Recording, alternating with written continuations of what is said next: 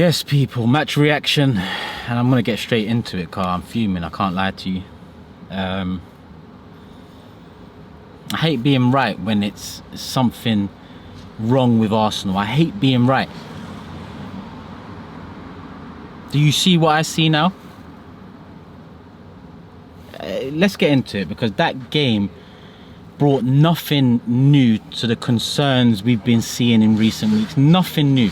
And I said this before the game. I said, you don't go with Ranieri, fair enough, I get it, but we must create chances. We must perform better in our transition. The midfield must break the lines quicker, and the attack must be more clinical. We saw none of that. So now we look back at you not starting Ranieri and asking why. And this is me asking why when I don't want to rely on a 17-year-old. And guess what? That 17-year-old comes in with, what, 20 minutes to go? And all the hope and belief and, it's all on him. We cannot rely upon a 17-year-old to close the gap and overtake Man City. But let's move on from him, because people are already probably saying that, oh, he wanted to say this. No, it's not. I wanted to say, well fucking done, boys. Backs against the wall yet again. And you've pulled it out the bag yet again. That's what I wanted to say. We're out of it, before people ask me. We're out of it right now. For us to get back in it, it's up to City and Liverpool and what they do or don't do. It's not on us anymore. It's not on us. And yes, Liverpool, City, difficult games. Yes, neither have overly impressed. But we've fallen some way short from the standards that we've been setting in the past 2 years. Best believe now, where we are in the league, a run like last season won't do it. We have to create a better run than last season, a better run than the season before. With the squad we have. With the squad we have. Tell me why Jorginho, Benjamin White and Alexander Zinchenko are coming on when we need a goal. Tell me why, please. Systems, mathematics, algebra, half spaces, inverting, diverting, extra man in the middle, target man going down to the left. Bollocks. Need a fucking goal, bring on a fucking striker. We can't do that. Why? Because we ain't got a striker. Don't tell me Havertz is a striker. I don't want to hear Havertz is a striker again. You can dress it up as much as you want. False 9, negative 9, 9 plus 9. I don't give a shit. He is not a striker. Then the ball's coming into the 6-yard box, the striker needs to be there. When the ball's being floated out to the left wing, the striker should be in the box, not the one receiving it on the left and right wing. Because guess what? Then what happens? Trossard's up top. Oh, Trossard. Best 12th man in the league. You rely upon him. This is what happens. He is not good enough to start for Arsenal Football Club, who are expected to challenge Manchester City and win the league this year. Best 12th man in the league. I said that. A few weeks ago, I said that. So this ain't no Trossard hate. This is the facts. In the 10, he cannot do it. In the 9, he's okay. He's not a striker either. We make 2 subs. All hell breaks loose on the pitch. 2 subs. Zinchenko comes in for... Who was it? Zinchenko comes in for Marino. But he replaces Timber at right back, who then goes to replace Partey at left back. Or the other way round. My head's gone. And Partey then goes into midfield. One sub has caused 3 changes on that pitch. Too many cogs. System malfunction.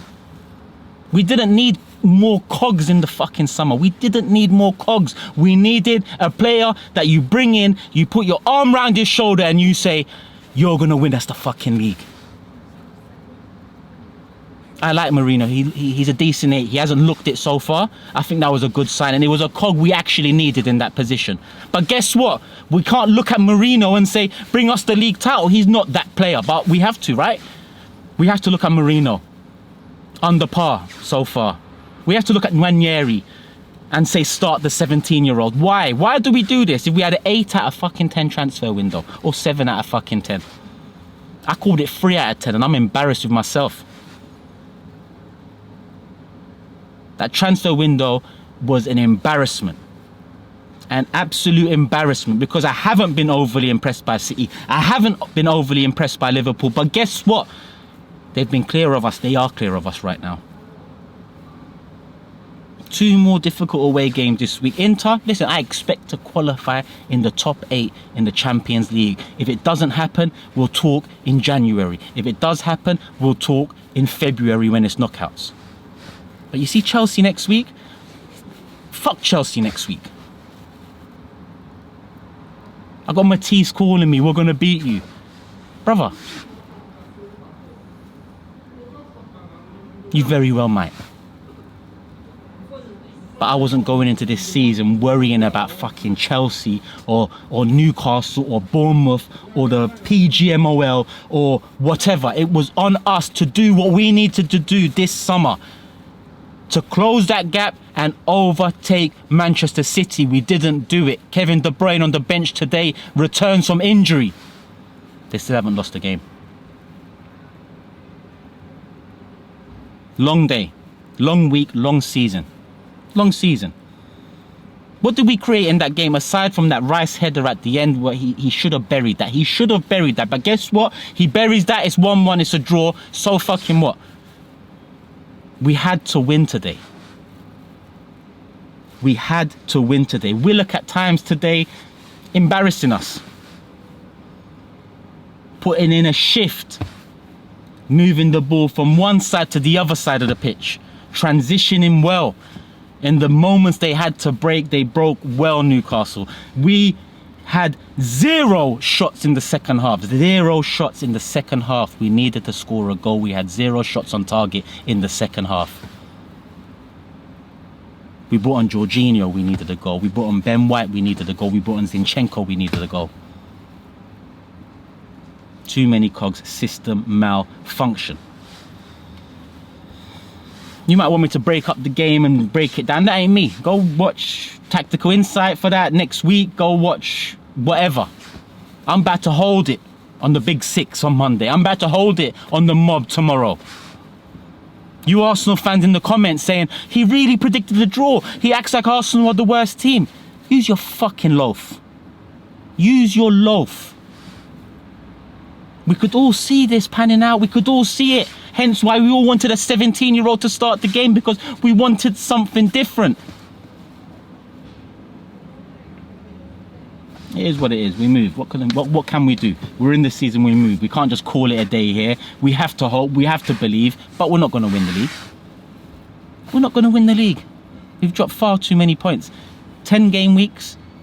Drop points in 5 out of 10. Drop points in 5 out of 10 game weeks. Not good enough. Not good enough.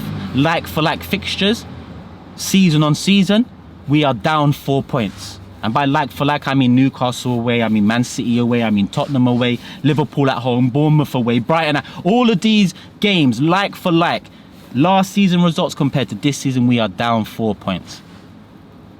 More than a quarter of the season played. Light. And I don't think Odegaard fixes this right now. There's something wrong. And Arteta, you must hold this. You must hold this. Why this sudden urge to Jose up the place? The sudden urge to Jose up the gaff. Lock it down, you know. When it works, praise no end. But when it doesn't work, I feel sick. I feel sick. Odegaard needs to come back, but in my opinion, it's too late. Game week 10 is too late. We gotta hope, pray that Man City, Liverpool drop more points than us. But like I said to Laurie and James in the preview, we now have to hope they both drop points now in a minimum of 3 games for the rest of the season. But we must win everyone. Not happening. Not happening. But listen, make sure you're subscribed, notification bell on, hit the fucking like button. I got BKFC tonight to go to. I wanted to enjoy that event. Got a bit of new content coming out. This is what Arsenal do. I'm actually in Newcastle now. I could have done this reaction by the bridge.